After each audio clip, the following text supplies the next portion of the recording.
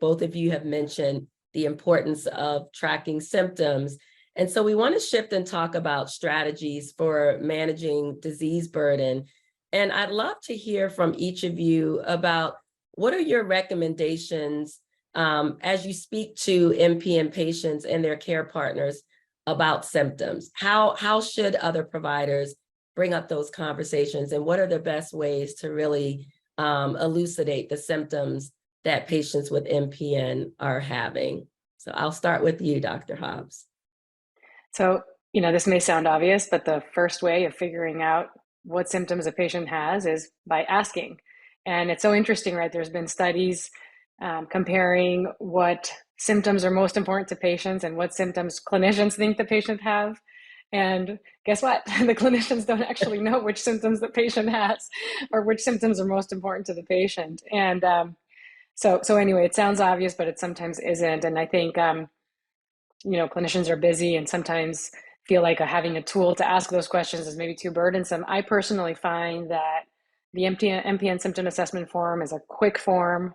It's easy to complete. It can be given to a patient as a piece of paper while they're waiting for you.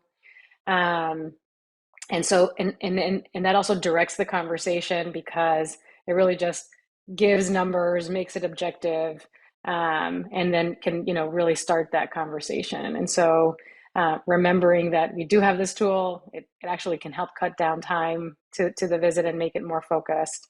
And it's helpful to, empowers the patient and make sure that you really are asking about all of those symptoms and just making sure that, you don't just assume that a patient has or doesn't have a symptom, but really saying, are there any other symptoms that you've noticed, and trying to be really thorough, because honestly, MPN symptoms can manifest in so many different ways for our patients, in addition to those 10 symptoms that are asked in the MPN symptom assessment form. And so trying to be thorough about those symptoms, I think, really important.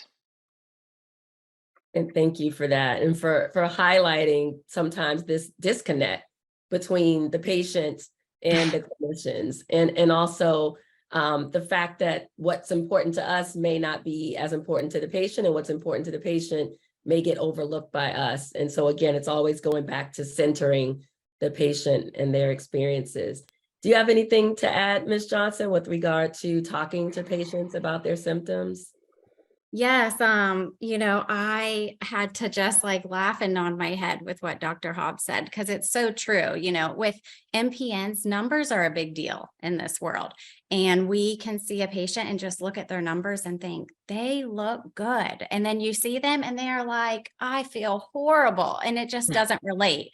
And so, I agree with what she said, really going over what are the common symptoms, and then thinking about if they're on treatment. Is this like a medication side effect, or is this a disease related symptom?